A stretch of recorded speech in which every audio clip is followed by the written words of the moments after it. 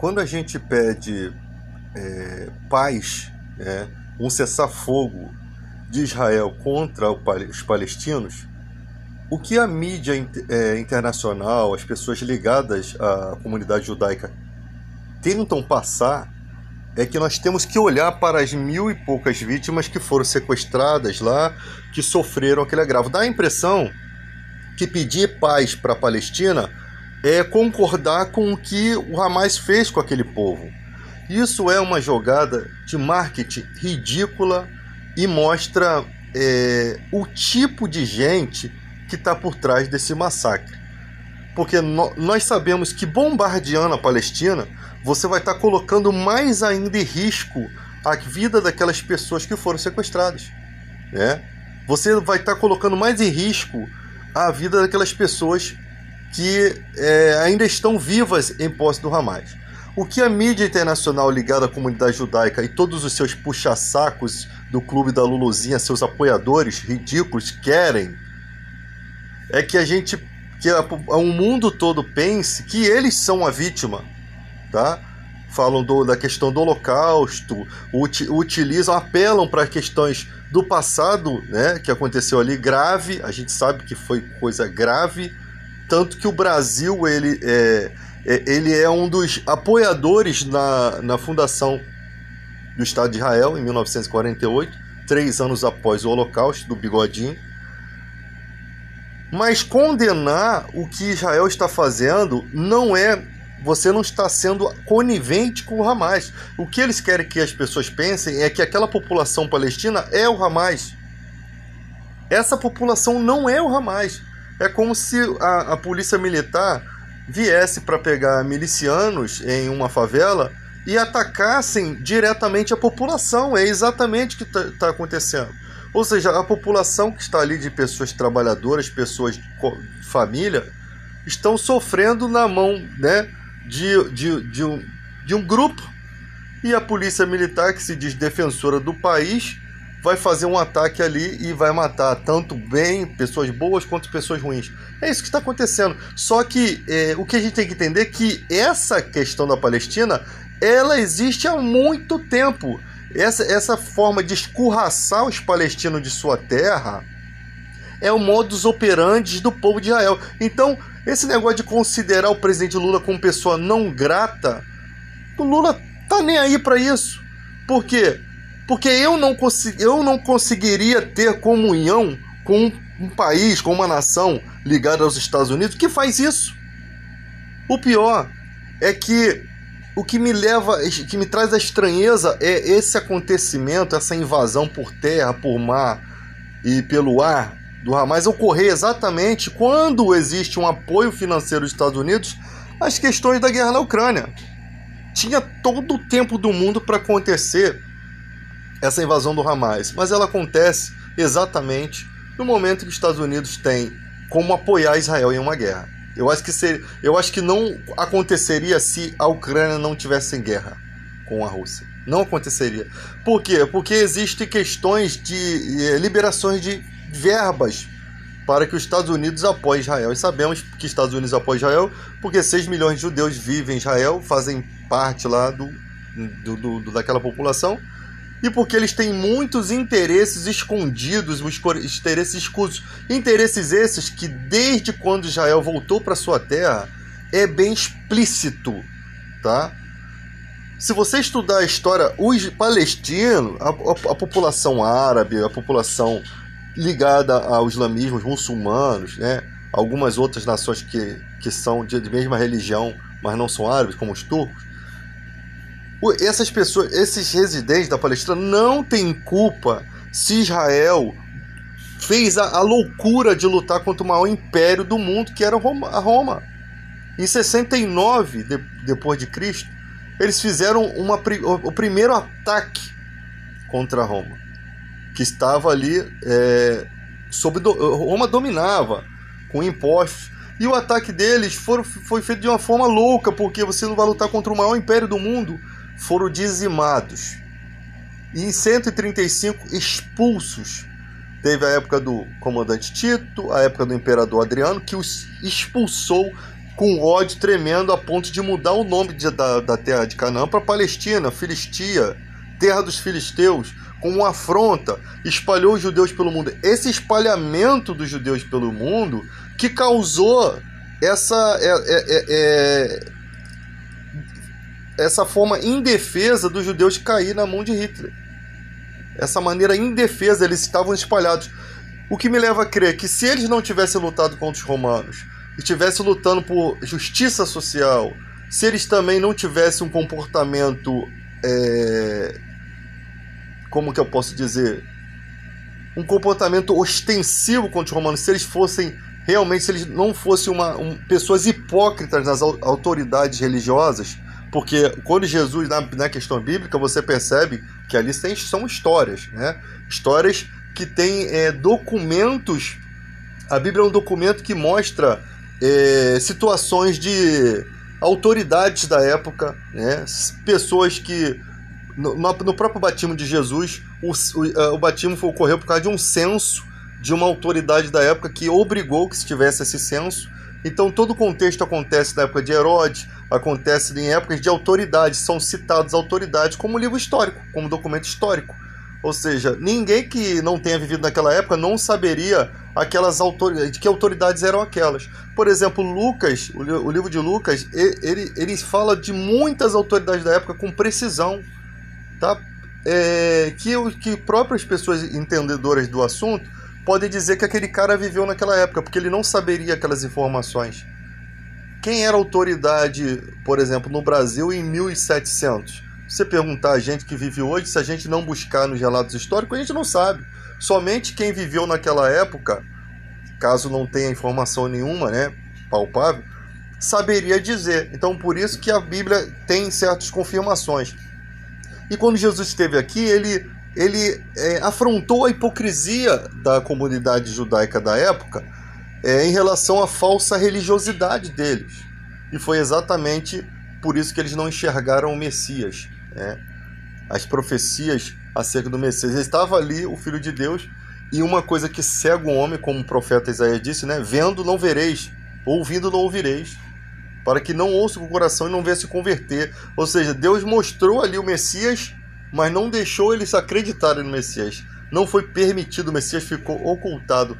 Por mais que se apresentasse, a hipocrisia deles cegou eles acerca de entender a representatividade daquele que era a principal esperança do povo de Israel.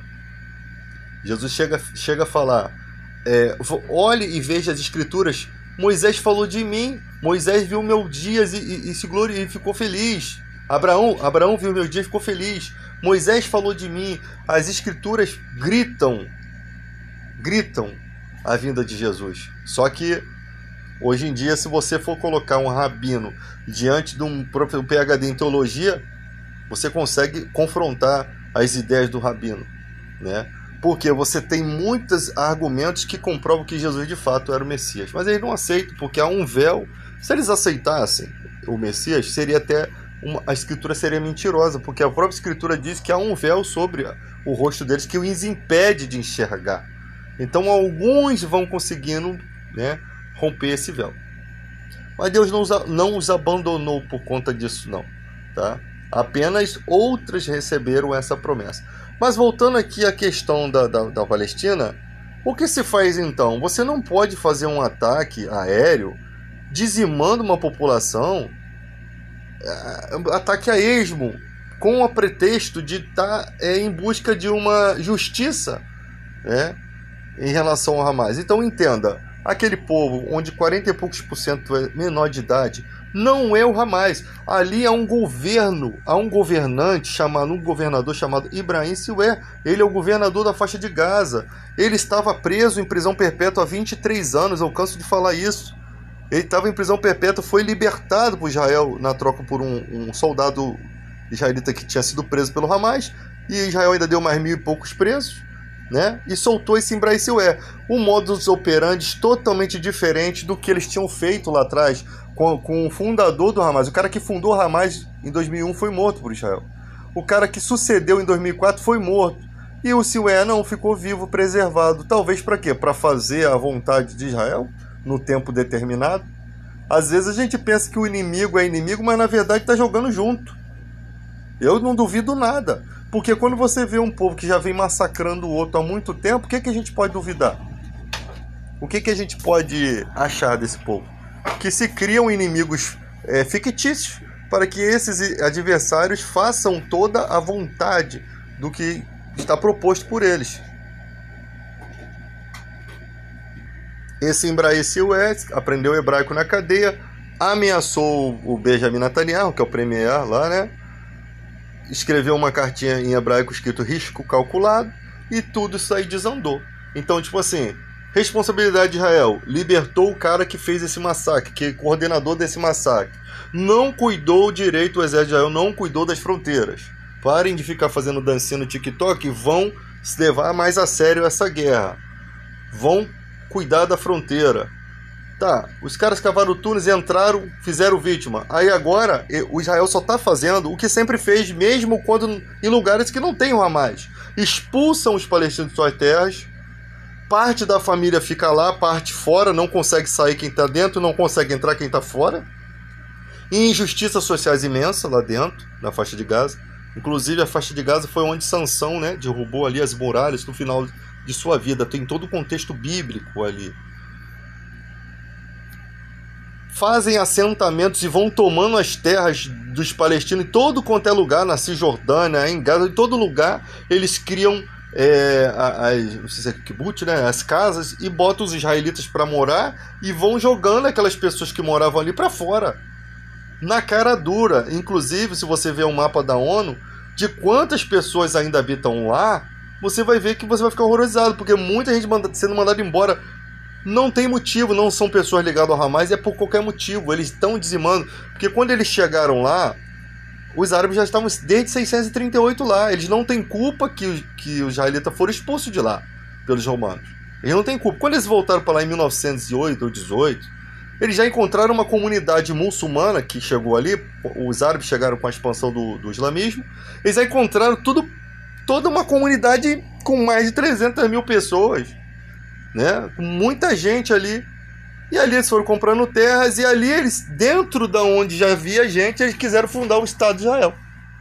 Dentro dali eles já começaram a querer uma pátria própria, dentro de um lugar que já tinha gente habitando. Aí tem aquela força Haganah, tem outras forças paramilitares criadas por Israel a fim de lutar contra o povo árabe, né? Os turcos foram expulsos, né? O turco do Império Otomano foram expulsos porque apoiaram a Alemanha na Primeira Guerra, perderam as propriedades na Palestina. Lá ficou sob domínio da Grã-Bretanha, né? Nomeado pela Liga das Nações. E depois um cara chamado Theodor Herzl, em 1908 ou 18, começa a falar dessa questão da pátria dos judeus na sua terra. Em 1945, o Bigodinho, lá, o Hitler faz todo aquele massacre, aquela vergonha daquele ser, né, imundo, acabando ali com o povo. Em 1948, o Brasil, né, apoiou a criação do Estado de Israel. Tá? E de lá para cá, Israel tem sido muito ostensivo e mal com toda aquela outra população. Porque você está vendo eles se escorraçando, porque ali a prova de que os árabes estão lá, a prova de que o muçulmano está lá, é o Domo da Rocha, mesquita islâmica, aquela cúpula dourada, a mesquita de Al-Aqsa ao lado o Muro das Lamentações, que não é chamado Muro das Lamentações, já falei sobre isso, é uma forma de que as pessoas viam os judeus balançando a cabeça, achavam que estavam se lamentando, quando na verdade estavam orando. Então você tem ali todo um contexto de um lugar que era o templo judaico. Os dois templos judaicos estão debaixo dos escombros, aonde hoje em dia tem uma mesquita islâmica. E você acha que alguém quer uma religião subjugando a sua? E por que Deus permitiu isso? Jesus quase foi apedrejado por dizer que havia muitos profetas na época do profeta Elias, mas Deus não enviou o profeta para curar ninguém em Israel. Havia muitos leprosos em Israel, na época do profeta Elias, mas Deus enviou Naamã, que era da Assíria, inimiga de Israel, para ser curado. No momento estavam em acordo de paz, mas a Síria sempre foi um representante de todos os inimigos eternos de Israel. Tem profecias até para hoje, né? Não é que a Síria sempre vai ser inimiga de Israel, é que Israel sempre vai ter um inimigo representado como se fosse a Síria, sempre vai ter um oponente nesse sentido, né? talvez de localidade. Mas havia muitas viúvas da época do profeta Eliseu, mas a nenhuma delas de Israel foi enviado o profeta. Ou seja, havia o profeta de Deus para fazer curas, havia a solução, porque a quem você clama no momento de desespero, de fome? A quem a comunidade judaica ia clamar? Aos seus profetas. Por quê? Porque eles faziam o papel de receber a mensagem de Deus aos seus sacerdotes. Os sacerdotes que na época de Cristo estavam todos corrompidos, né? A maior parte, desculpa, não todos, mas a maior parte. Termina-se a profecia de Malaquias falando que estavam roubando a Deus por eles não trazendo os dízimos, que é lei para o judeu, o dízimo é lei. Por isso que Deus fala, roubará o homem a Deus. Só que aqui no Brasil usam esse texto, que é lei para os judeus, para poder obrigar o povo a dar dízimo aqui, sendo que o contexto é do profeta falando para a nação judaica. Então, toda a consequência do que viria a acontecer com órfãos e viúvas, a responsabilidade, né, social, que não havia aposentadoria, que Deus tinha preparado através do dízimo, através de homens de Deus que serviam no templo para poder abençoar a sociedade, toda aquela responsabilidade, as autoridades judaicas abriram mão. As autoridades israelitas abriram mão, não queriam mais. Então o sacerdote não podia mais servir no templo porque não tinha recursos. Tinha que se manter através, né? Não atarás a boca ao boi que debulha, né? Paulo disse, não está falando Deus de bois. Deus não tem cuidado de bois, Deus está tendo cuidado da humanidade. Os sacerdotes precisavam se alimentar, os sacerdotes precisavam viver exclusivamente para os cuidar do povo, mas eles precisavam cuidar de suas famílias. Então o dízimo era uma forma de trazer justiça social. Os homens de Deus recebiam aquilo e transferiam aquilo para órfãos e viúvas. Agora, se esses homens de Deus forem corruptos, o que acontece?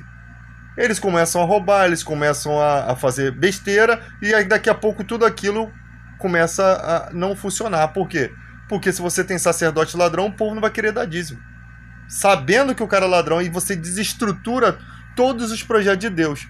400 anos depois de Malaquias vem Jesus. Aí como é que encontra as autoridades? Pior, né? Instituindo separações por qualquer motivo. Os homens corruptos da época, né? Os sacerdotes não conseguiam mais fazer nada, a não ser suas atitudes hipócritas, orando em pé nas praças. Eles ficaram na religião superficial, na falsa religião, onde como você estivesse morno, né? Como diz Deus no Apocalipse, eu prefiro que você seja quente ou frio, que morno eu estou a ponto de vomitar vocês da minha boca.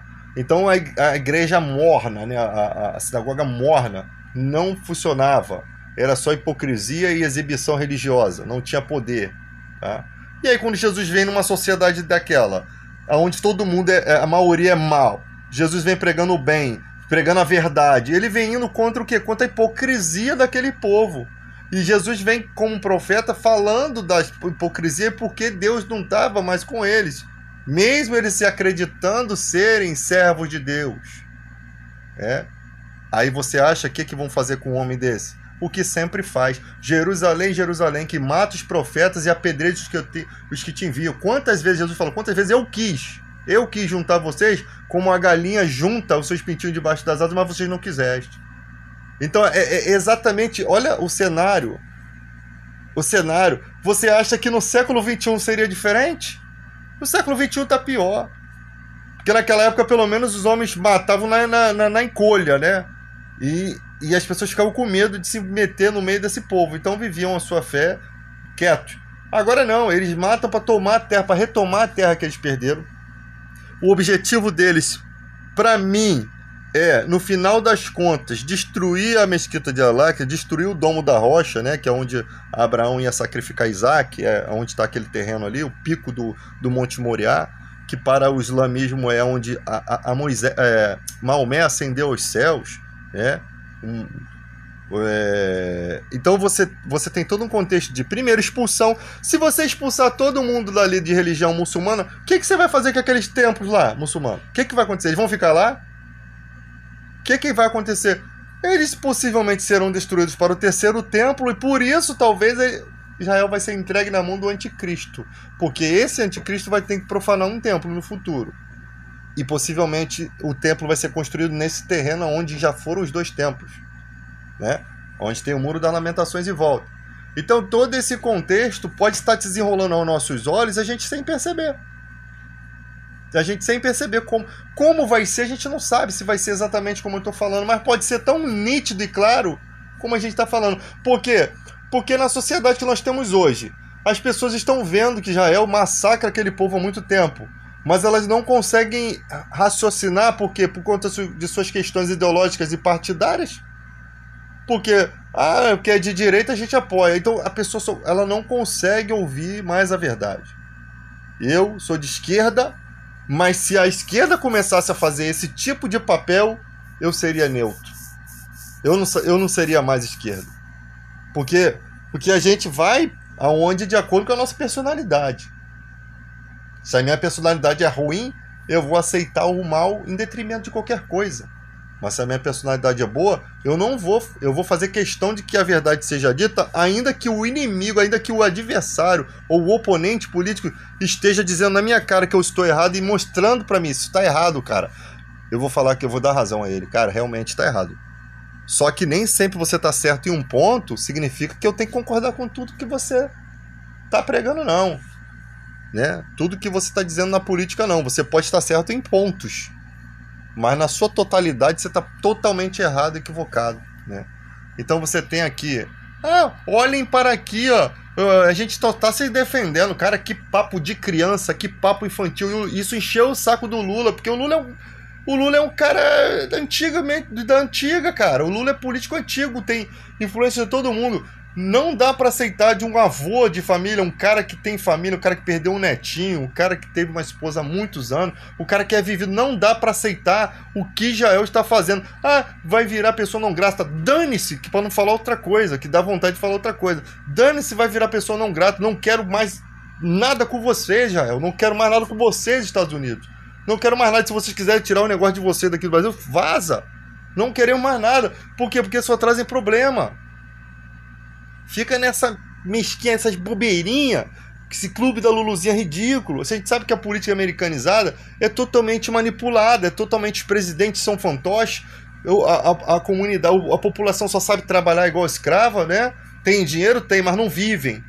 Eles não participam diretamente dos acordos políticos, do desenrolar político, como no Brasil. No Brasil a população diz, não é assim, tá errado, você critica presidente, você critica o que for, governos, e você não é impedido disso, você tem direito a isso. A gente está falando aqui. Em outros lugares você é expulso. Se um israelita fizer isso lá, tiver contra eles mandam embora. Se um palestino fosse pronunciar lá e pedir justiça, eles mandam embora.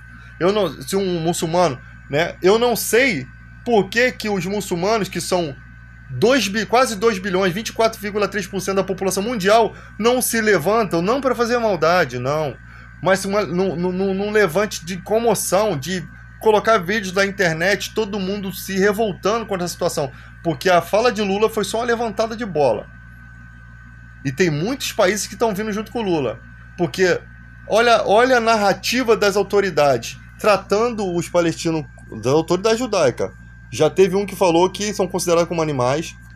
Teve declarações assim, cara, na cara do mundo. Na cara do mundo. Os caras mostrando de fato o ódio que eles têm. Dizendo que palestinos não são pessoas. Discurso de ódio na cara, né, daqueles caras de extrema direita. E a população não consegue enxergar. O que mais precisa? O que precisa mais para o cara enxergar? Um colírio celestial? O que mais precisa para o povo enxergar? Que Israel tem cometido maldades, tá? Israel, no momento, está sendo para eles o que Hitler foi para eles. Está sendo mal, está sendo cruel. E isso ao longo de décadas, ou talvez de séculos. Não é de agora, dessa guerra, não.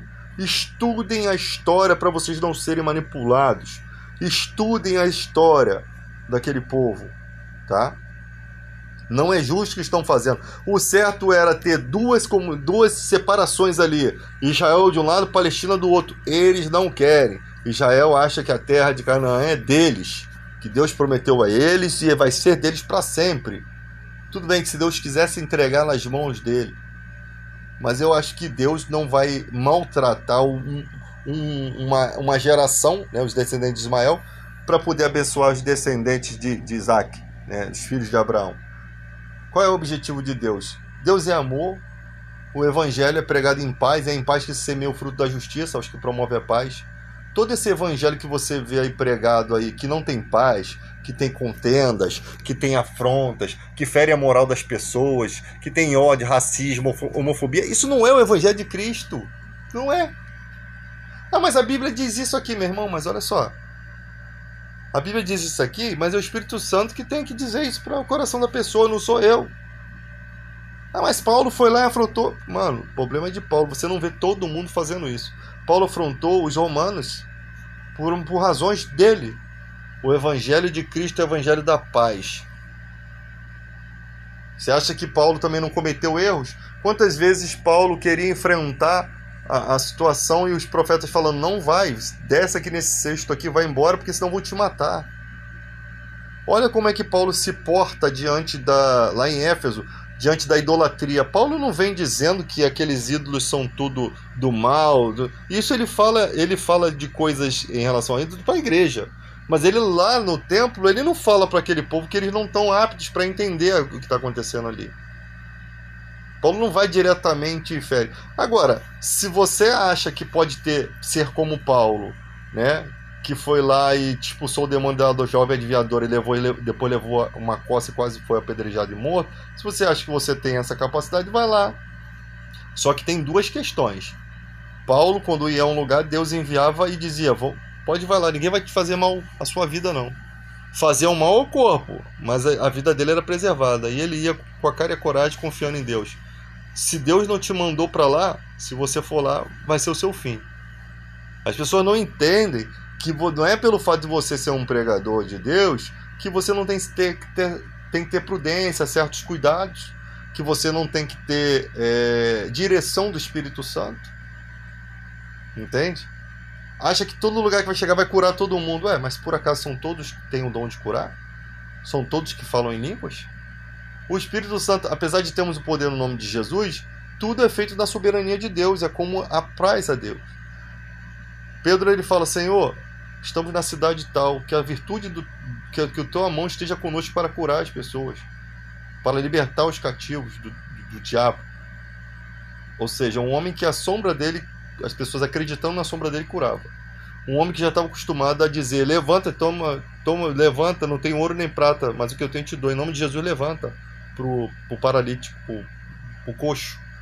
Um homem pedindo a Deus, um homem que tem o poder, está pedindo a Deus para que a mão de Deus esteja com ele naquela missão, mesmo que antes ele tenha feito vários milagres com o nome de Jesus. Respeito à soberania de Deus. Respeito a que você não pode tomar a frente. Jesus falou, não é o discípulo maior do que o seu mestre. O discípulo só pode ser no máximo igual, ele não pode ser maior que o seu mestre. Ou seja, ele não está à frente, ele tem que continuar seguindo as orientações do mestre. Quando Jesus não está mais aqui, o mestre agora é o Espírito Santo, né? Jesus disse, eu enviarei um Consolador semelhante a mim, ele vos falará do que é meu, porque ele me glorificará. Ele falará do que é meu, ou seja, ele é um outro Consolador semelhante a Jesus, que sonda as profundezas de Deus, ou seja, é um ser que tem tamanha santidade, que faz parte de Deus, que consegue sondar as profundezas de Deus. Não existe nenhuma característica bíblica para outro ser que tenha esse mérito. Então você percebe a trindade ali. Então esse Espírito atuador no homem, esse Espírito Santo atuador no homem, que conforta, que consola-nos, que intercede pelas nossas fraquezas, que tem uma série de atributos voltados à melhoria do homem em relação ao homem, do homem em relação a Deus, que faz esse papel sacerdotal, que faz esse papel de outro consolador semelhante a Jesus, ou seja, com a mesma carisma, com o mesmo amor, com a mesma dedicação e respeito. Quando você tem uma figura assim, aí você começa a ver a Bíblia de outra forma. E contra fatos não tem argumento. A verdade, ela não passa, ela dura para sempre. A falsidade cai por terra. Então, quando você vai debater aí com pessoas aí, não espere que elas creiam em tudo que você fala. Por quê? Porque se elas crescem em tudo que a igreja fala, a Bíblia seria uma mentira, porque a Bíblia fala que o mundo não consegue enxergar o Espírito Santo. Que o homem espiritual, ele entende as coisas do Espírito, ele aceita Ele tem a capacidade, ele foi capacitado por Deus de crer. Quem não aceita é porque, às vezes, o cara é muito inteligente nas questões bíblicas, mas não tem o Espírito Santo. O judeu é muito inteligente nas questões bíblicas, mas não tem o Espírito Santo, porque ele não consegue ver um evangelho de poder, né? O pacto, o novo pacto, a nova aliança é baseado em melhores promessas do que a do Antigo Testamento. Ele não consegue crer no poder do nome de Jesus curando. Ele não consegue nem crer na existência do diabo, o inimigo de nossas almas. Ele não consegue crer em nada dali, tudo para eles é fantasioso. Por quê? Porque o Espírito Santo não capacitou eles a crer. Ainda que são sábios, a Bíblia fala, não foram chamados entre vós muitos de nobre nascimento. A maioria dos crentes é tudo pobre, endividado, com sérios problemas, são gente comum. Jesus disse, graças a Pai te dou que revelaste isso aos pequeninos, aos humildes, e ocultaste aos sábios.